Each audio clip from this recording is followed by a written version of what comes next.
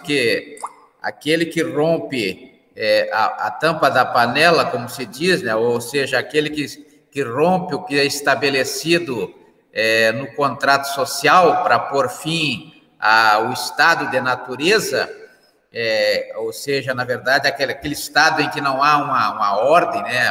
Na verdade, uma verdadeira balbúrdia, e aí a sociedade daquele estado decide, então, através de um acordo do que se pode, o que não pode fazer, estabelecer um contrato social, né? E esse contrato social, quando ele é rompido, aí gera uma infração. Então, esse contrato social ele tem uma função especial, que é a de estabelecer o chamado Estado de Direito, ou seja, tirar aquela sociedade daquele estado de natureza, aquele estado bagunçado, aquele estado onde não há uma regra clara e precisa, né?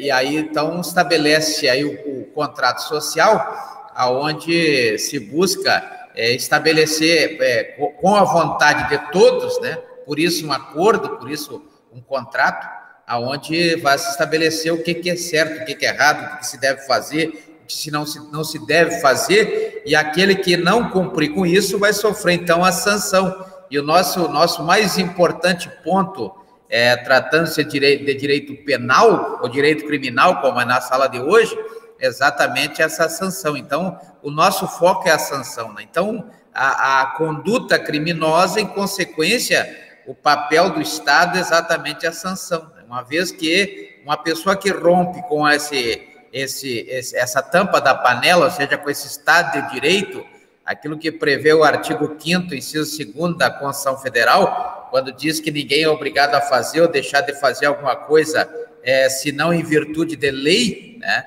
Então, veja que isso que eu prevê o artigo 5º, inciso 2º da Constituição Federal, exatamente nesse sentido, né? Ninguém pode fazer ou deixar de fazer alguma coisa se não estiver na lei. Então, isso vem exatamente do contrato social, que é mais ou menos uma herança daquele Estado de Leviatã, né, de Thomas Hobbes.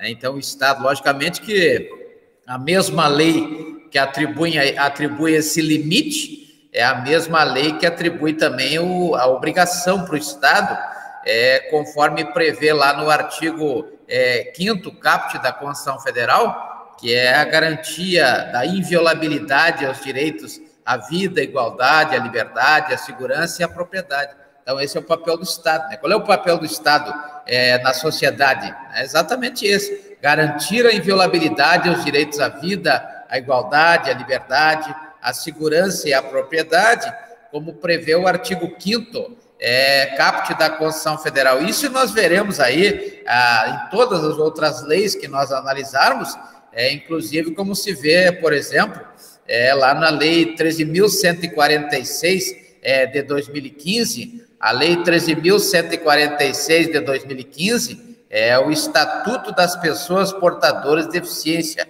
Já vimos isso na Lei 13.869 de 2019, que é a Lei do Crime de Abuso de Autoridade.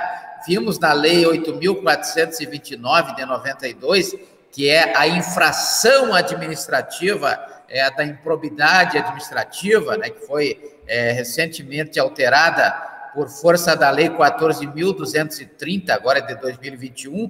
Então, tivemos aí uma série de alterações, inclusive no entendimento, né, porque hermeneuticamente se pode chegar à conclusão de que temos uma nova lei de improbidade administrativa, porque vários pontos importantíssimos para essa exegese, como se fala, foi alterada, né? Foram alterados pela Lei 14.230 de 2021, que alterou a Lei 8.429, lá de 92. Logicamente que não todo o total, né, do que previa o projeto de lei 2.505 aconteceu no caso da improbidade administrativa. Mas o importante é que o Estado ele faz isso em função exatamente desse sistema representativo, como prevê o artigo 14 da Constituição Federal, né, onde nós votamos os nossos representantes para que eles possam ir lá, né?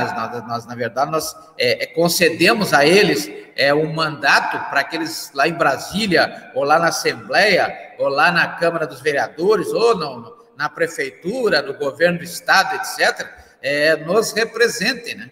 Então, esse é o nosso sistema, o sistema representativo previsto no artigo 14 da Constituição Federal. E o Estado e a administração pública, analisando aí no sentido específico, logicamente, quando se fala em administração pública, se fala nas três esferas da organização político-administrativa, e outro dia uma colega fez uma menção aí de que eu estava muito repetitivo nessa questão da administração pública, da organização político-administrativa, e aí eu até enviei no grupo dos senhores uma referência aí do estudo que foi feito, e aí o estudo apontou como uma das matérias que mais cai na prova da OAB, né? E isso eu tenho feito esse estudo também há bastante tempo, e tenho verificado que esses temas relativos à administração pública, como organização político-administrativa, o princípio da eficiência, né, que lá na pesquisa está até com certo erro, lá está a eficácia, e o correto é eficiência, princípio da eficiência, que vai mudar um pouco agora em decorrência da PEC 32 de 2020, né, o novo artigo 37 que vai surgir dessa reforma administrativa. Então, nós teremos aí um novo alcance para esse princípio da eficiência. O importante é que esses temas ligados à administração pública são os temas que mais são cobrados aí, que mais foram cobrados nos últimos 5 anos na prova da OAB, né? Então, veja que existe aí essa questão importante, e tudo que nós estamos falando aqui está exatamente dentro dessa perspectiva, de que, por isso, talvez eu seja tão repetitivo, em função exatamente da necessidade de que os senhores atentem para esses detalhes, né? A função do Estado como garantidor da inviolabilidade, não dos direitos, sim da inviolabilidade, aos direitos à vida, à igualdade, à liberdade, à segurança e à propriedade. Nós temos aí a previsão para os crimes. Então, toda vez que alguém rompe a tampa da panela, ou seja, rompe esse Estado de Direito, significa que todos estamos abaixo da lei, né?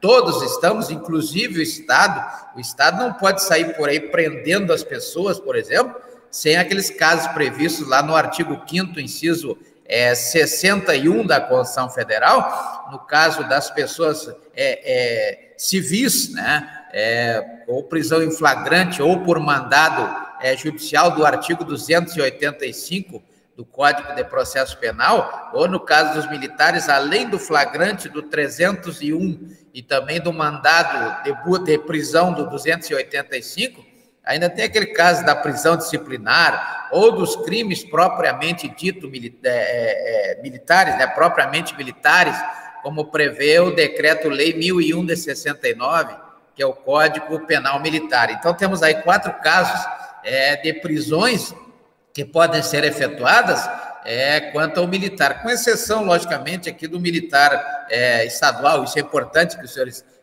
prestem atenção nesse sentido, porque, na verdade, o militar estadual não pode ser mais preso ou seja, não pode mais ser sancionado com aquela prisão disciplinar, né? A prisão disciplinar. Depois nós vamos conversar mais sobre isso. Quando nós estivermos aqui analisando o direito militar, tanto o Decreto-Lei 1001 de 69, quanto o Decreto-Lei 1002 de 69, que é o Código de Processo Penal Militar, aonde definiremos o que é um crime militar, não é verdade? E vamos ver a situação aí das prisões militares também. Mas isso é assunto para outra hora. Na verdade, hoje, vamos tratar aqui do crime praticado contra as pessoas, ou seja, a sujeição passiva, ela será aquela pessoa que é portadora de deficiência, né? Portador de deficiência, como prevê a Lei 13.146 de 2015, né? Estatuto da pessoa portadora de deficiência, e é importante isso, porque a partir daí nós vamos ver os crimes contra o idoso, né, os crimes contra a criança e o adolescente, aí os crimes contra a juventude, né, da Lei 12.852, o Estatuto da Juventude. O senhor que é um jovem com